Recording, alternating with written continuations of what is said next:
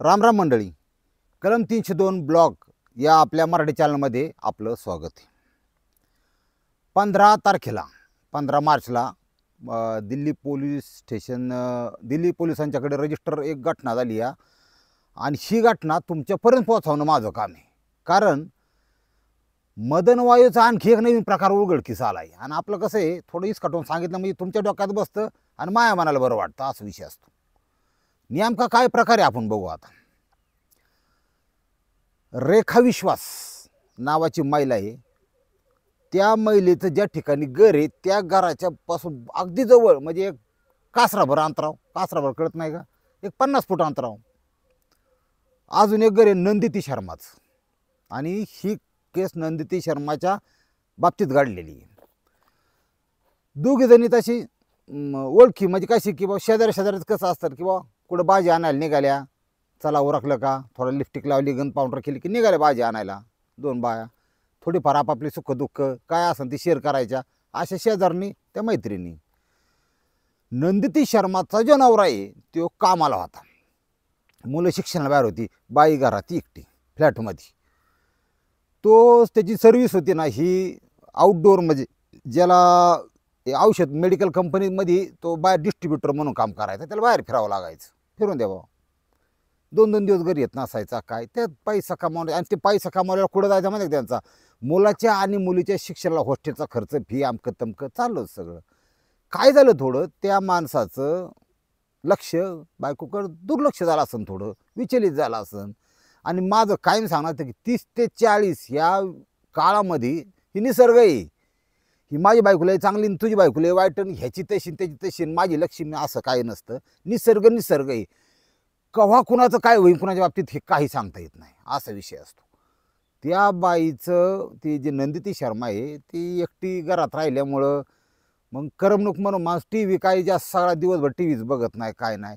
तिला एकटेपणा जाणवायला लागला. एकटेपणा जाणवायला लागायच्या नादात ती मोबाईलकडे गेली आणि शारीरिक सुख तिची बागली गेली नाही. त्याचं शरीर संबंध लय टप्प्याने लय वेळाने व्हायला लागले. ते हार्मोन्स असतात. मग ते हार्मोन्स म्हणजे कसं असतं, आता एक पाणी, ती जर पाणी कुंडून धरलं तर ती काय करतं, जमिनीतून रस्ता काढतं कुठून तरी. पण पाणी एखाद्या वेळा थांबतं, पाण्याची वाट अडवता येत नाही. पाणी वरून अडवू शकता तुम्ही, जमिनीतून खालून त्याचा स्रोत चालू असतो. तसंच ही जी महिला आहे हिला शरीर संबंधाची तीव्र इच्छा व्हायला लागली. सगळ्यात सोपं होतं, हिने काय करायचं, आपल्या नवऱ्याला या बाबतीत बोलायला पाहिजे होतं. पण बाया का बोलत नाहीत. हे लय गुड, ही मोठं गुड आहे हे, म्हणजे मानसशास्त्रच वेगळे येते लेडीचं. का बोलत नाहीत, याला काय बोलतात बिचारे. आता सुशिक्षित आहे, स्टडी केलेला आहे, हे तुमचं कर्तव्य आहे.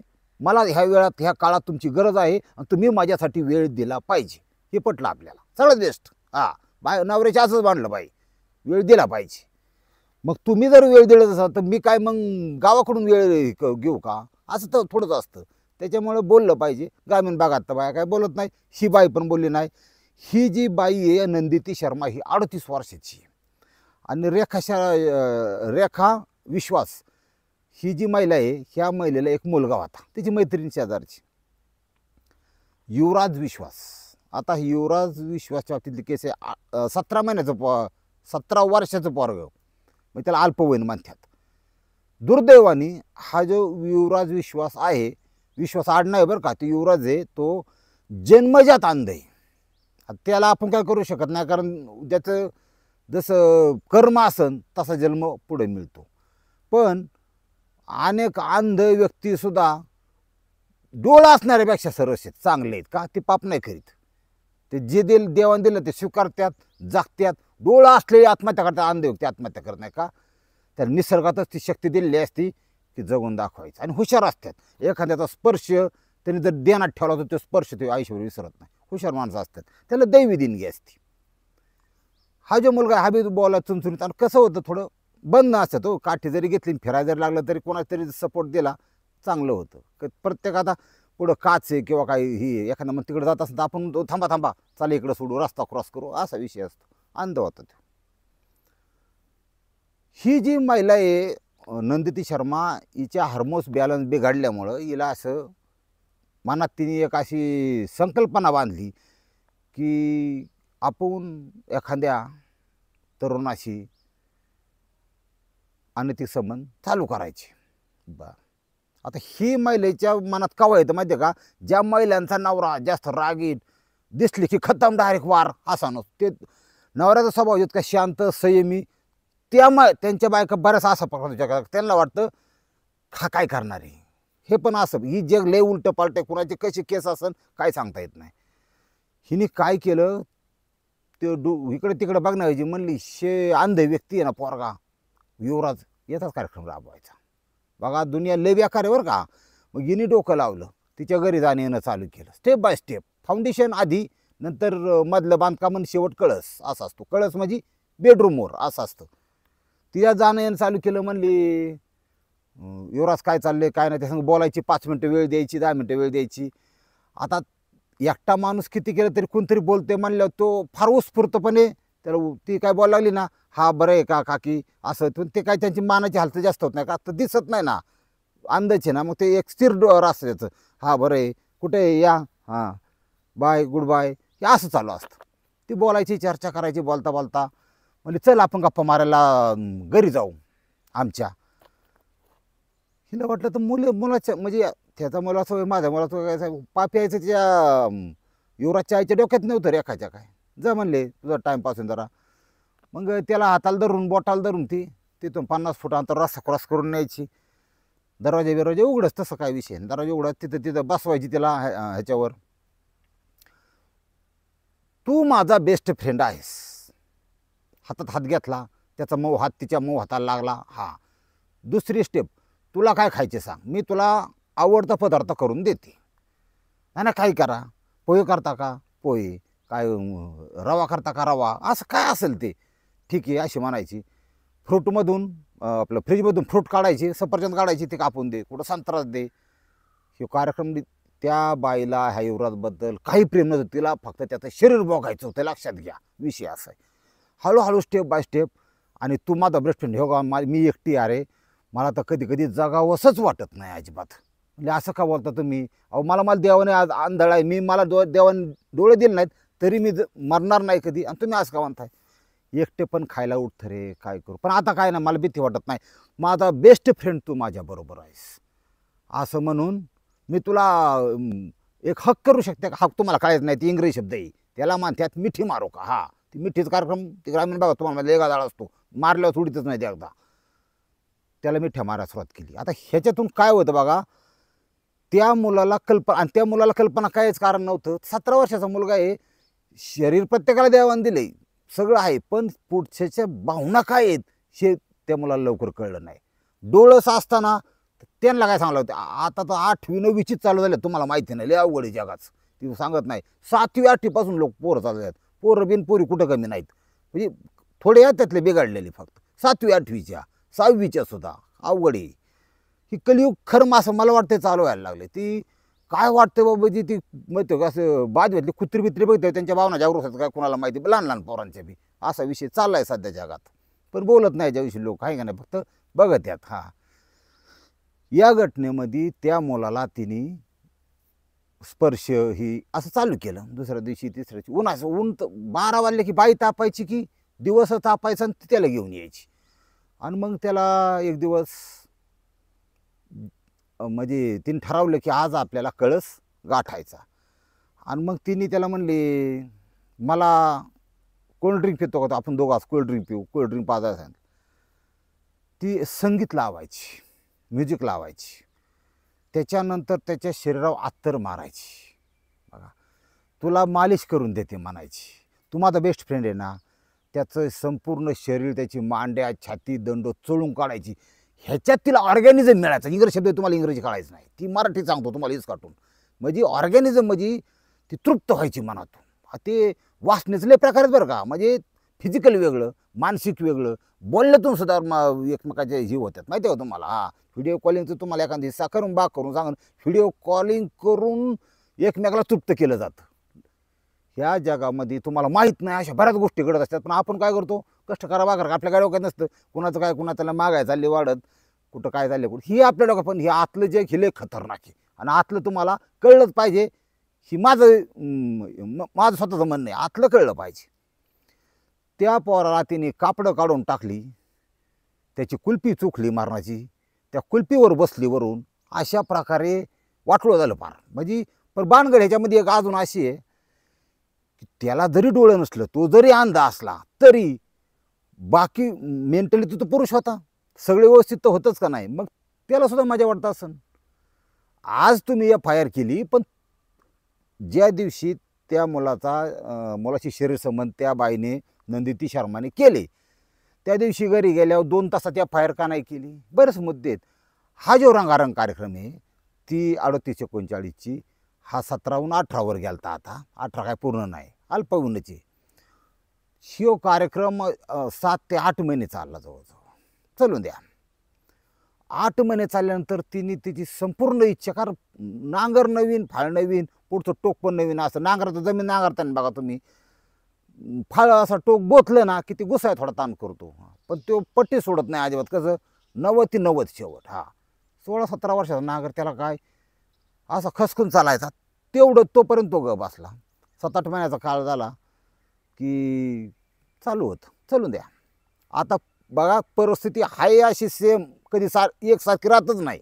ही तत्व आहे, ही काळ्या दगड्यावरची पांढरी रेषा, ही आहे अशी परिस्थिती राहत नाही. एखाद्या वाटत असन बायकोला काय तपास नाही, तिच्या नवऱ्याला काय कळत नाही, आपलं कसं जंगाट जुळलं, तिचं माझं ती मी बी राहायची तो क्या करेंगा काजी, तिचं माझं आहे ना, कोणाला करणार नाही. करेक्ट कार्यक्रम होणार, थांबा तुम्ही, कोणाचाही सांगत नाही, पण होणार तुमचं. हा असा विषय.